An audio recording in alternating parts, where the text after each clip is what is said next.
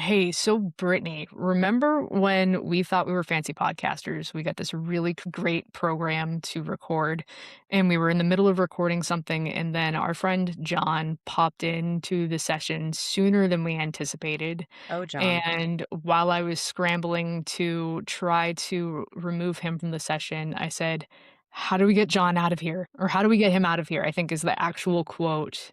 How do we get rid Uh, of John? maybe that's what it was. Yeah. He found that hilarious, by the way. We should keep it. That should be the title of the episode.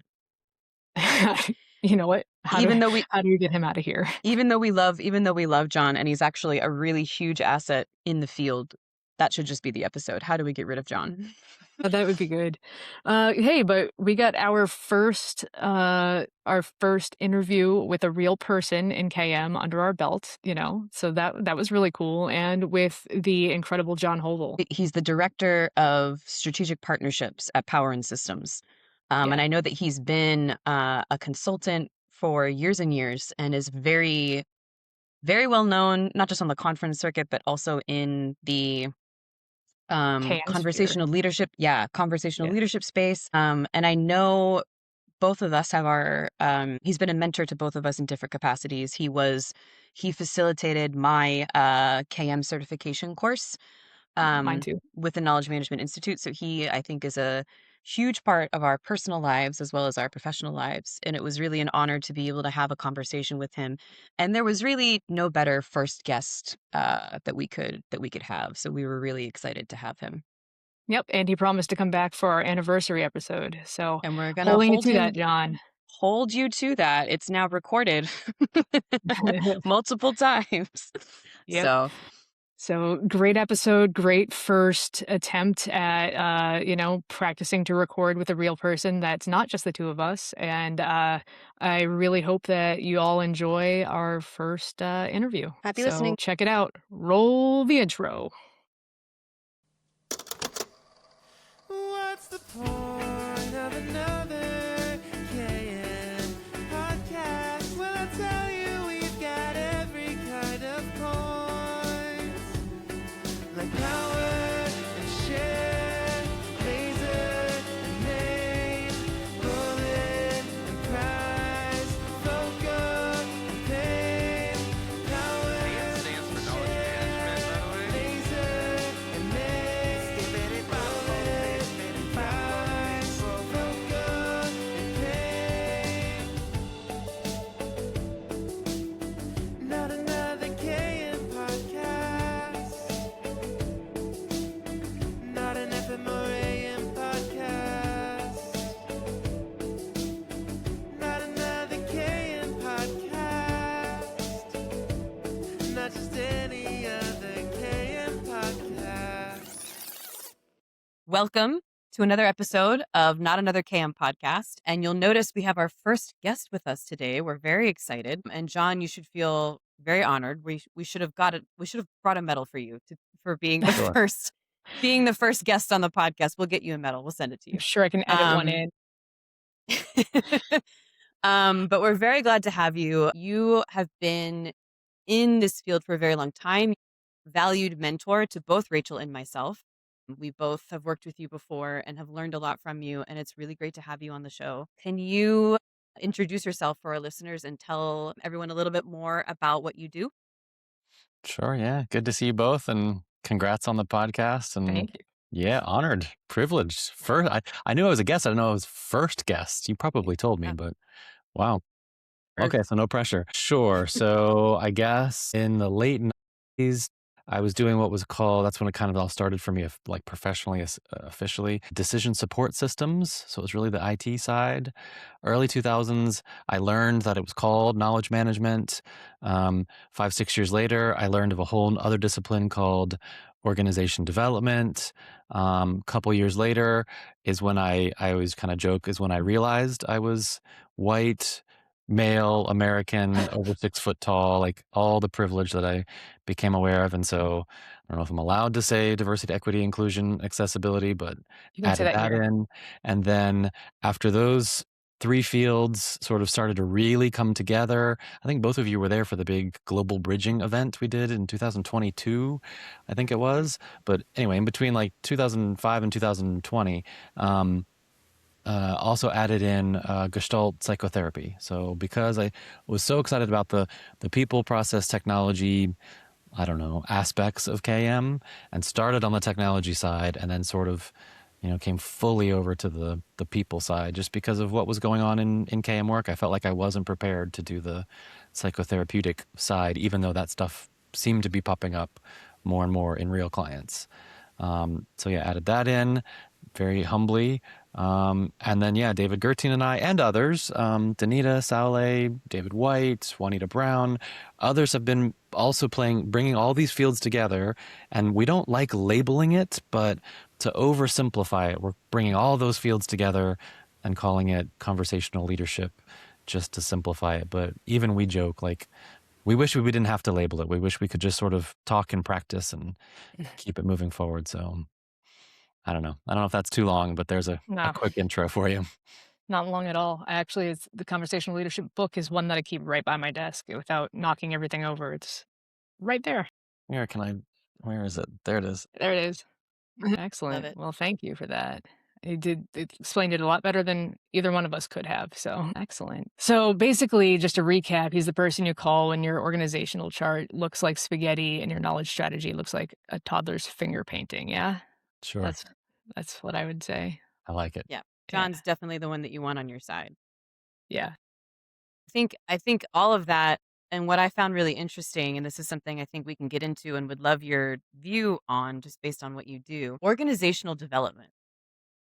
What is it? We kind of know what it is, but just for people who are listening who may not be as familiar, what would you say that organizational development is? Because I've seen a lot where as the KM field has evolved, some people say that we should just say organizational development and not knowledge management anymore. Mhm. But I think it really, I'd like to hear, John, your perspective on like what OD actually is. And then therefore, should it be called the same thing or why do they need to be separate? Yeah. Yeah, it's a tricky one. Thanks. So just like you both know, and I imagine all of your listeners, vast majority of your listeners will know that like one of the hardest things in KM is the definition of KM, right? Like Mhm.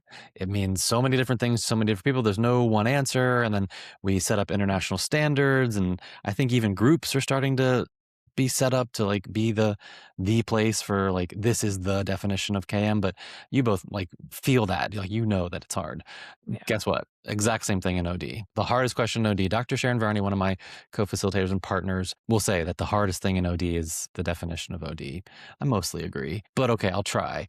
If we were to do definitions of KM, I'd probably say people, process, technology, and then expand from there, and know that that's not the only way to look at KM. So same thing with OD. The way Sharon and I look at OD is like 3 phases. So it'd be a little bit like the Nancy Dixon 3, 4, 5 eras of knowledge management. That would be the parallel I would make. So the 3 eras of OD, which by the way started in 1947, is usually when we give like Hmm. Kurt Lewin really is sort of the creator. Unlike KM, where there's not really, I guess Nanaka and Taguchi, we would say, are kind of the creators or get credit Yeah. for labeling the thing. Kurt Lewin and his partner Bluma Zagarnik kind of get credit, and they created NTL, National Training Lab. So there is sort of an organization that furthers, and then OD, started going everywhere from there. So, giving credit to Kurt, but also watching have it grown. The first era from the mid 40s, which I think is worth mentioning, he escaped Nazi Germany, moved to the States. And I guess I'll be polite on the podcast and say his big question that supposedly had never been researched before is, why do people behave differently in groups? Hmm. That's like, it's Mm. not really a definition, but it is a core fundamental question. Why do people behave differently in groups? And then you can imagine all the thousands and millions of questions that spur off of that. Okay, so from the 40s to about the 70s-ish, don't hold me to dates. Jervis Bush and Bob Marshak would have better detail for like exact dates for you. But these to 70s was what we now look back and call diagnostic OD. It was all about data. Some of the catchwords and phrases you'll hear from back then are like time and motion studies, They literally had people stand in rooms and watch people work in factories and say, that movement to the left is inefficient. That sitting up, standing, opening things, closing things. There's a better way to do that. That's like where it Wow. started. Yeah, Hmm. that classic. Diagnostic OD. So it's all about data and designing interventions based on the data. Still to this day, think of employee engagement surveys. It's just like that. Senior leaders make a decision. We're going to gather all this data. All the data comes in, and then a small group of people make some choices about what they're going to do about the employee engagement survey, right? That's like these 50s, 60s type of OD. We still do it to this day, just like we still do people process technology stuff to this day. Or Nancy's is information management. We still do information stuff in KM to this day. All right, so diagnostic OD. 70s, 80s, 90s is when dialogic OD, Jervis Bush and Bob Marshak really get credit for that label. I'm going to way oversimplify it. They disagree with this, but dialogic OD is basically a synonym for knowledge management. That's why, Brittany, to your point of like, should we just call KMOD? Well, dialogic OD and I would say tacit knowledge management could be very close to Okay. synonyms. They're different, but similar. Jervis always does a much better job than me on this. So if he hears it or, get him to comment on it, it's about, I'm going to do a couple things at once here. Like organization development is not change management, but it's kind of the easiest language to say OD is often about change, but it's not. OD is about some other stuff that I'll share in a second, but it's simple to think of it as change. So in dialogic OD, we're talking about change through dialogue. Hmm. Being able to have the conversation we need to have and seeing the process of the conversation, that type of dialogic OD. And there's much better words out there. You can just look up dialogic OD. Okay, so then what Sharon talks about, which is really late 90s, early 2000s, is dynamic OD, which is all about action. It's literally just doing something and then looking back and saying, oh, here's what happened based on the action. So all three come together as one lens, one way of like oversimplifying and looking at what do we mean by OD. Now, I want to go a whole nother route just for a second. NTL, where I was, trained and love, they talk about 3 or 4 things. I haven't looked up my notes recently, so this is a good little test for me too. They'll talk about applied behavioral sciences, ABS. In fact, NTL has a partnership with JABS, which stands for the Journal for Applied Behavioral Sciences. So that's like psychology, sociology, anthropology, all those types of fields, taking them, learning just enough about them to be dangerous, and then applying them inside organizations. Hmm. Applied behavioral sciences. So that's one big thing. Interesting. My mentor, let's see if I can remember the 2 other things. Oh, yeah. OD is believing in self-organizing systems. So no matter how much structure, you talked about the spaghetti org chart, like no matter how much structure you think an organization, like literally they call themselves organizations, right? So they think they're organizing things. No matter what stuff you put around there, people do whatever they want to do. So OD comes in and like honors that. Self-organizing, people do what they want to do. So what do we need to do as OD practitioners is what we would call ourselves, to see it, to work with it, to see what's healthy, fit for purpose, not fit for purpose, that kind of stuff. And then the very last one that my mentor, Dr. Mayan Chen Judge, taught me is OD is boldly revealing the system to itself. Hmm. And I really do like that phrase. That sticks with me. It oversimplifies all that stuff I just said. If there's maybe nothing else about, again, like one definition of OD is boldly revealing. And every one of those words is important. It's not just revealing the system to itself. It is boldly revealing the system to itself, which then, last thing is use of self. Use of self, yeah.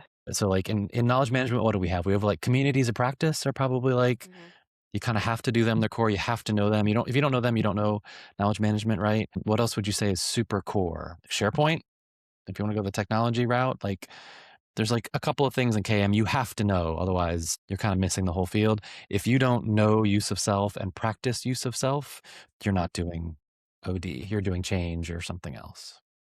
Hmm. So what would you say, to kind of follow up with that, is the biggest misconception of OD that That maybe wants to okay, so let me, I don't know, I hope this is helpful to do like the parallels.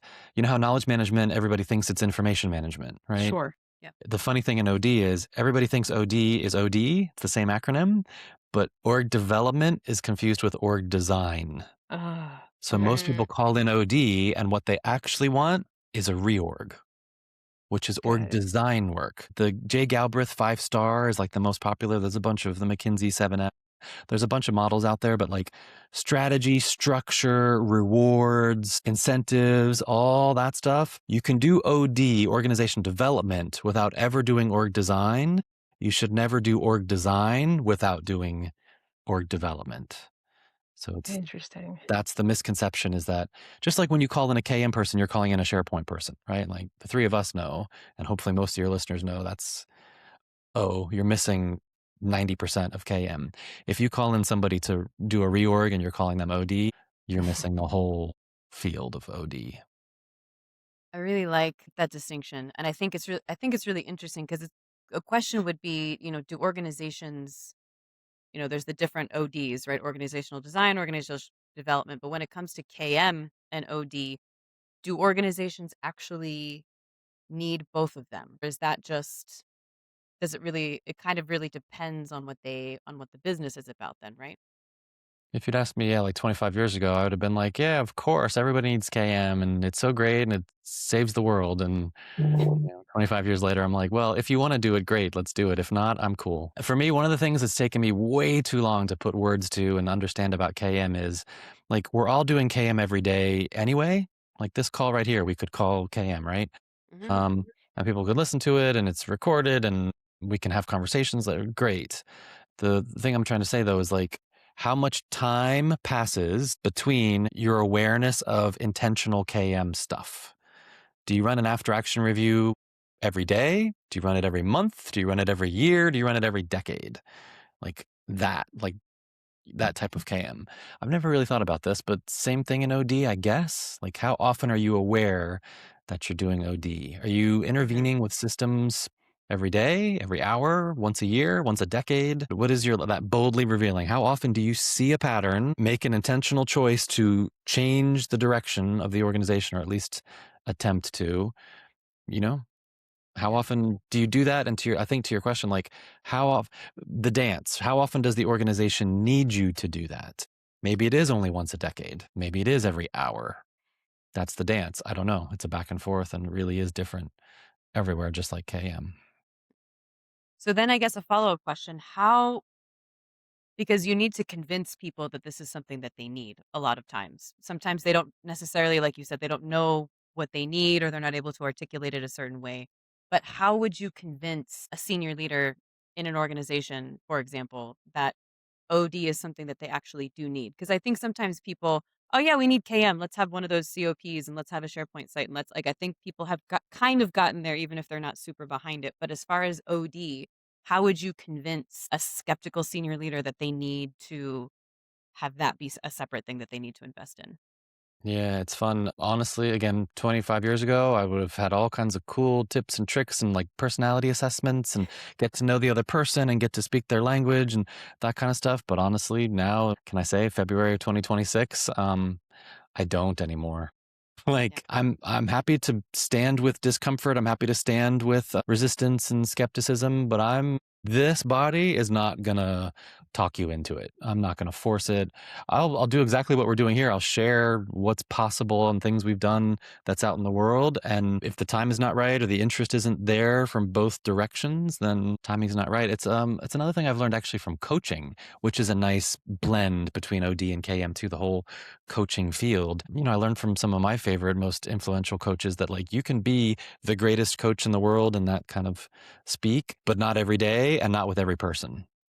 So like, does a coach need to go in and say, you need coaching and I'll fix you, I'm the greatest? Like, no, that's not even the coaching direction. It's more like, hey, I'm available as a coach. I'm available as a KM practitioner. And let's also, like with the three of us here, like always be clear that it's not just me, right? It's like a network of Yeah. Hmm. stuff that's out there. And so Hmm. that's how, like, to work with the resistance, I would, from an ode, from a KM point of view, sure, cool tips and tricks and techniques to work with KM resistance. One of them would be stealth KM, just do KM, but build it up and prove the value of it and don't call it KM yet. And then start calling it KM later. That's a KM kind of thing. OD would say boldly reveal the system to itself. I'm receiving, let's make up a little thing here. I'm working with some senior leader and I would, if I put my OD hat on, say something like, I'm receiving the words I just heard as resistance. Am I receiving those correctly? I notice I'm protecting myself right now. That's intriguing to me. Should I be protecting myself right now? Right? That would be like OD speak. That would be boldly revealing what's all the work I've done to understand sensations in my body, thoughts as they come and go, emotions as they come and go, and like intentionally choosing which ones to verbalize or to lean into, physically lean into or not. So same thing on the OD side of your resistance question. It's literally awareness, observation, noticing, and choosing to speak to it or not. I'm not actually trying to change it. I'm just trying to be with it, because Sure. there's usually energy and data. There's knowledge in Right. the resistance. So you mentioned the stealth KM piece that I mean, we use KM all the time, whether or not it's like a formalized piece or stealth or just something that's already happening. But would you mind sharing a practical example of maybe when OD and KM have made a difference that you've seen? Like either a practical one where it's saved an organization from imploding or one that's memorable, something that stands out to you? I do like experiential learning a ton. Like, don't get me wrong. One of my favorite things is to go in and do a 1, 3, 5 year project, big, huge budget, huge team, that type of work. Don't get me wrong. I'm sure some stories there. But the quick story that's coming to mind is more like time tested experiential learning. And so, like, let's give credit to NTL again, National Training Labs. What Kurt Lewin sort of created, or at least NTL has carried on for decades and decades, is a thing called an HI lab, an human interaction lab. To oversimplify it, it's a group of people, 6, 8, 10. Hopefully you've got 20 or 30 in a 6-day experience, and you go through some community learning where there's some stuff for some exercises you do, no PowerPoint, all experiential stuff. And then you go into another 2-hour session. I believe there's 17 of these 2-hour sessions over 6 days, where you basically sit in a circle and it's practicing the here and now.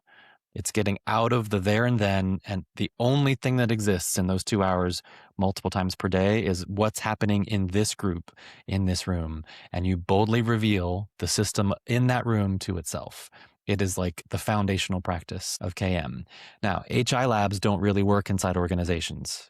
Like they're meant to be what we call stranger groups, people that don't know each other, and then you can really deepen self. Okay, great. So what was born out of the HI lab, Barry Oshry did some work. He was an NTL, is an NTL member. He created something called the Power Lab. We won't talk about that. That's a whole separate thing. Out of the Power Lab, 2 other things were born. One was called the OW, the Organization Workshop, and the other was called When Cultures Meet. Everybody can look up all these things. But to your question, like when has OD and KM come together? In the OW. It's a 2-day experience that we've got multiple. There's a 1-day, a 2-day, there's a 4-hour, there's even a 1-hour version. I'm not a huge fan, to be totally candid. It's okay.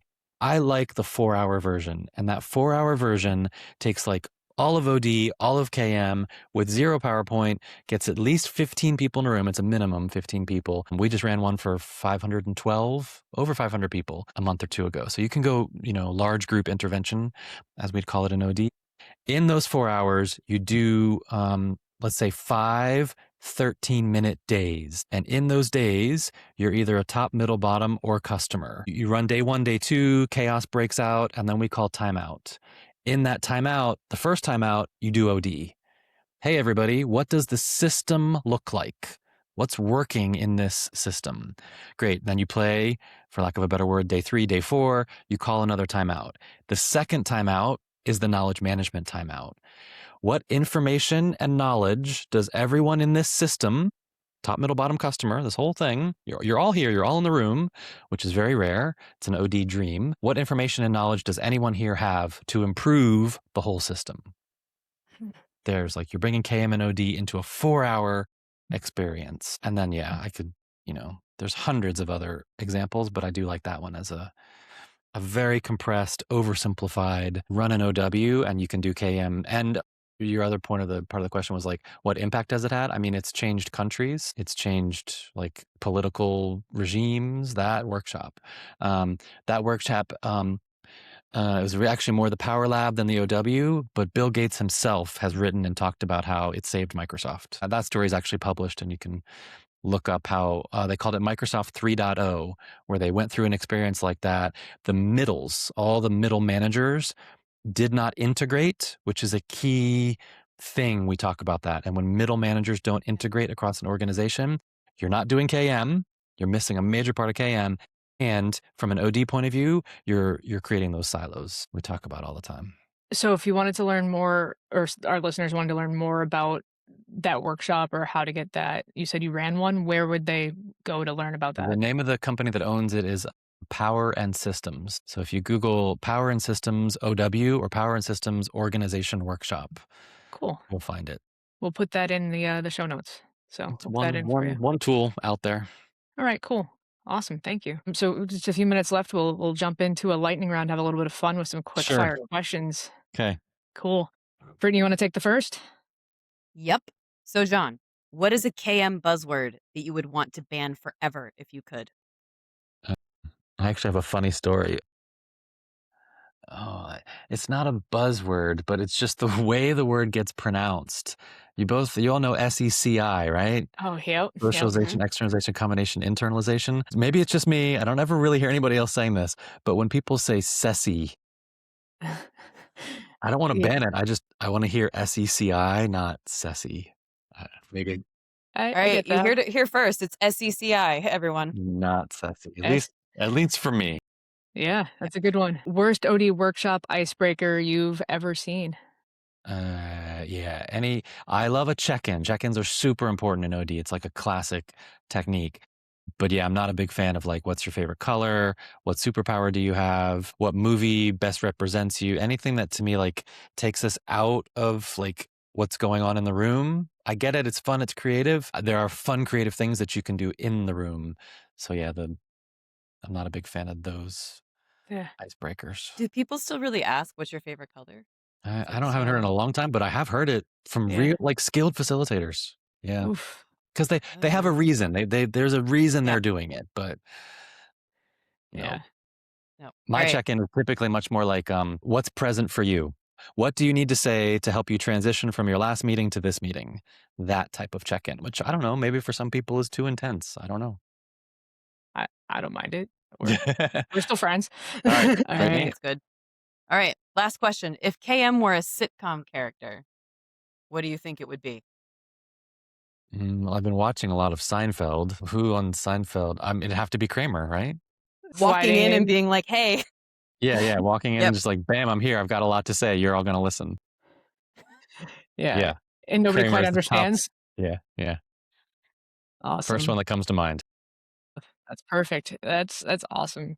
Well, it's always great to catch up with you, John. We love any chance we can get. So thank you. Just the time's a privilege, and we're always privileged when we get an opportunity to hang out. So thank you. And thank you for being the first. And congrats. Keep it going. We're Let's do it gonna again. try. We'll make Yeah. like a 1-year anniversary or Abs- something. Yeah. We Yeah. have you recorded saying that now, so we All will right, definitely good. do that. Then let's Yeah. do it. Yeah. So if you like what you hear, come back for more. Thank you. Anything else to say, Brittany? Subscribe, share with your friends, share with your enemies. That's also cool. Email if you have any questions for us, or if you have questions for John, we can always make sure that John gets them. More if you want to hear more about any of what he was discussing earlier with the OD and the Gestalt psychotherapy stuff, which is also really super cool. Email us nakmpod@gmail.com, and we'll make sure he gets it. Also, Until next time. send us your worst Sorry. jargon so we can roast it. Yeah, perfect. Yeah. Awesome. Until next time. See ya. Thank you.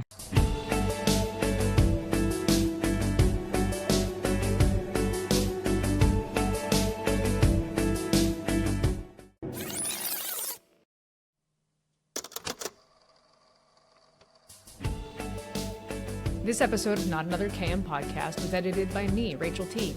It was produced by Rachel Teague and Brittany Persinger. Our fantastic theme music was created by Chase Tremaine Music. Questions, comments, quips, quotes, or conundrums? Reach out to us at nakmpod@gmail.com. Thanks for listening. We really appreciate your support.